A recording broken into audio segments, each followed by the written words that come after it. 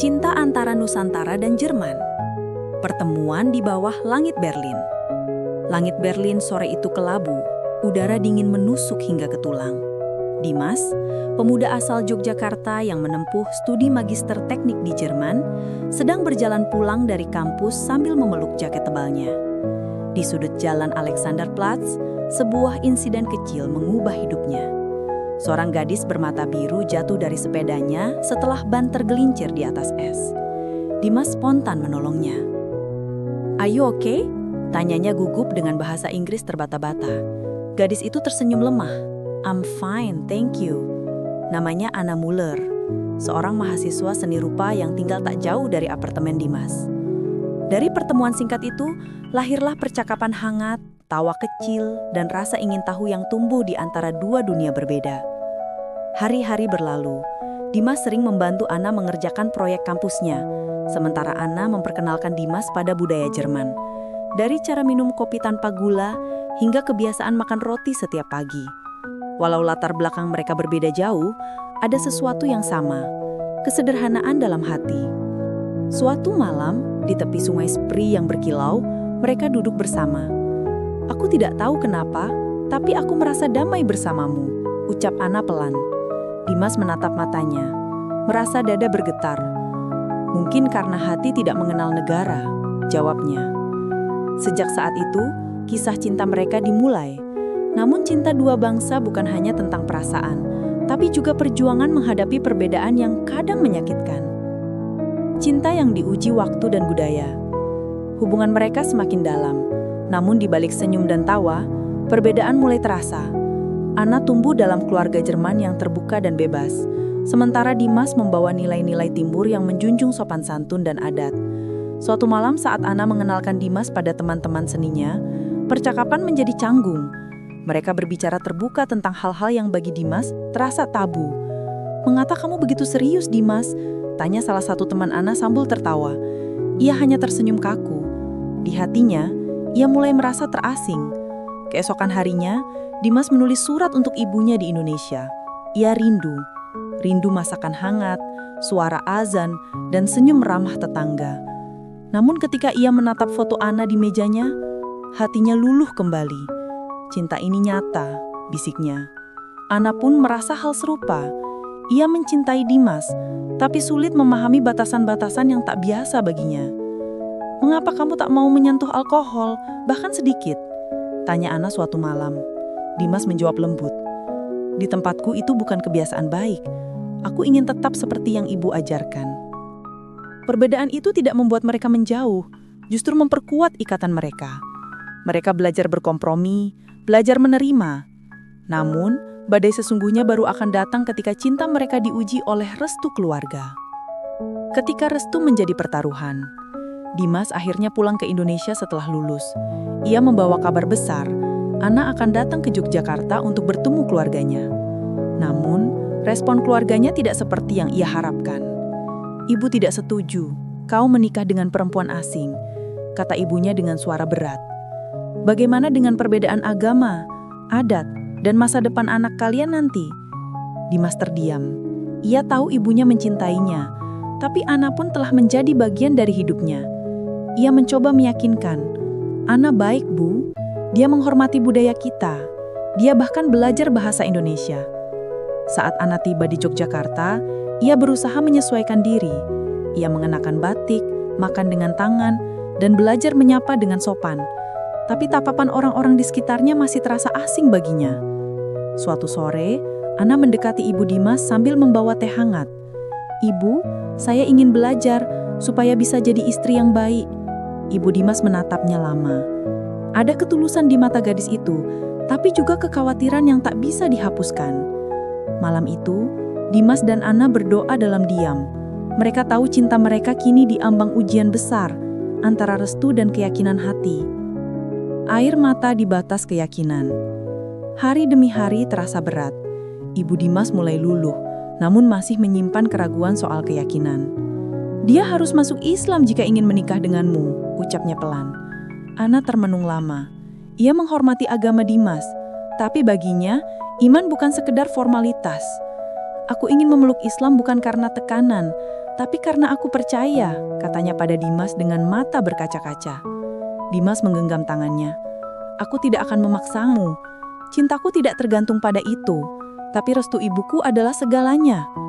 Beberapa minggu kemudian, Ana mulai mempelajari Islam secara diam-diam. Ia membaca Al-Quran terjemahan, mendengarkan ceramah, dan bertanya pada ustazah setempat. Perlahan hatinya tenang. Suatu hari ia berkata dengan mantap, "Aku siap, Dimas. Aku ingin menjadi bagian dari duniamu." Ketika ia mengucapkan 2 kalimat syahadat di hadapan keluarga Dimas, air mata mengalir dari pipi semua orang. Ibu Dimas memeluknya erat dan untuk pertama kalinya memanggilnya Nak. Namun di balik kebahagiaan itu, takdir masih menyiapkan ujian lain, ujian jarak dan keraguan diri yang akan mengguncangkan cimpa mereka. Janji di bawah langit Nusantara. Setelah melalui proses panjang, akhirnya pernikahan Dimas dan Ana digelar sederhana di halaman rumah keluarga Dimas di Yogyakarta. Lantunan doa dan suara gamelan lembut mengiringi langkah Ana yang anggun dengan kebaya putih dan selendang batik. Semua mata tertuju padanya. Gadis Jerman yang kini resmi menjadi istri pria Indonesia. Dimas menatapnya penuh haru. "Terima kasih sudah memilih tinggal bersamaku, bahkan ketika semuanya tidak mudah," ucapnya lirih. Ana tersenyum sambil menggenggam tangannya. Cinta ini terlalu besar untuk ditinggalkan. Namun setelah pesta usai, realitas datang mengetuk pintu. Ana harus beradaptasi dengan kehidupan di Indonesia. Panasnya cuaca, aroma bumbu dapur yang kuat, dan kebiasaan masyarakat yang lebih ramai daripada di Jerman. Ia belajar memasak nasi goreng, memakai sarung, bahkan ikut Dimas sholat berjamaah. Tapi kadang, ia menangis diam-diam di malam hari, merindukan keluarganya di Berlin. Dimas menyadarinya. "Jika kamu ingin kembali sebentar ke Jerman, aku akan mengerti," katanya lembut. Ana menggeleng. "Aku tidak akan menyerah. Ini rumahku sekarang."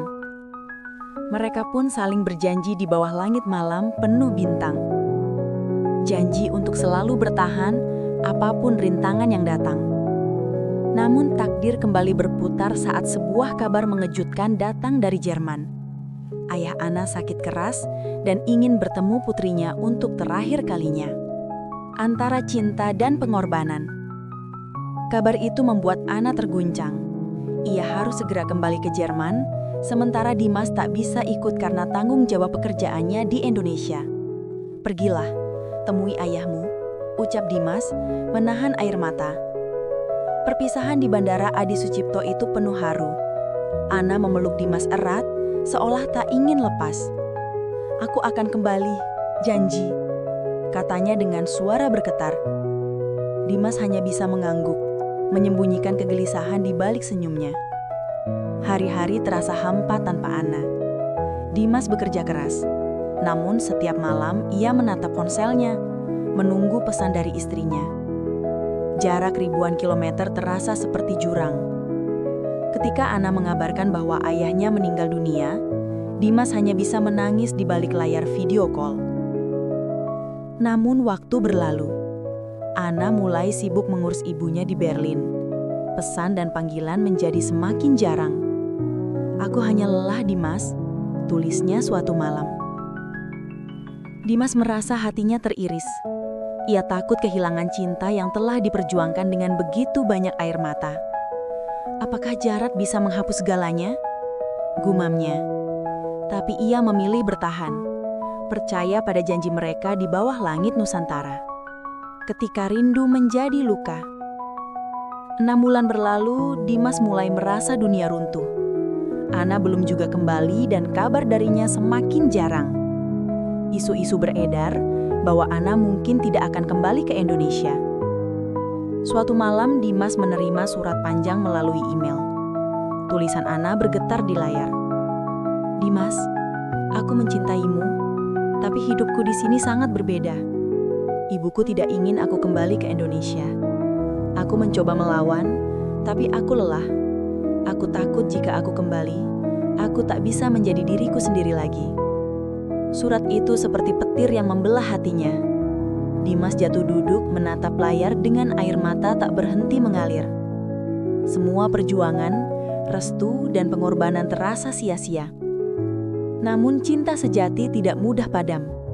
Dimas menulis balasan yang sederhana namun tulus. Ana, aku tak akan menahanmu. Tapi jika cinta ini masih hidup di hatimu, pulanglah. Bukan ke rumahku, tapi ke hatiku. Minggu demi minggu berlalu. Dimas mulai belajar menerima kenyataan. Ia kembali fokus bekerja, menenangkan ibunya, mencoba tersenyum di tengah luka. Tapi jauh di hatinya, ia masih menyimpan harapan bahwa suatu hari Ana akan kembali, meski hanya untuk berpamitan. Pulang ke hati. Hujan turun deras di Yogyakarta sore itu ketika Dimas baru saja pulang dari tempat kerja. Suara ketukan di pintu membuatnya terkejut. Saat pintu dibuka, tubuhnya membeku. Ana berdiri di sana, basah kuyup dengan koper kecil di tangannya.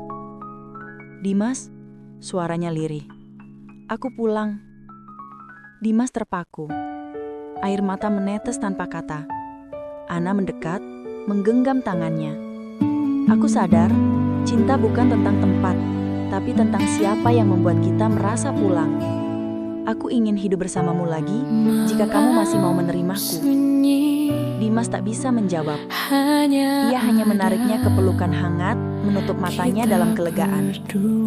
Selamat datang pulang, bisiknya. Sejak hari itu, mereka memulai hidup baru. Sederhana, tanpa kemewahan, tapi penuh makna. Ana membuka kelas bahasa Jerman di Yogyakarta, sementara Dimas terus bekerja dan menjaga keluarga kecil mereka. Di malam hari, mereka duduk di beranda rumah sambil menatap langit yang sama. Kita sudah melalui dua dunia, kata Ana tersenyum. Dimas menatapnya lembut. Ya, dan sekarang dunia kita hanya satu, bernama cinta.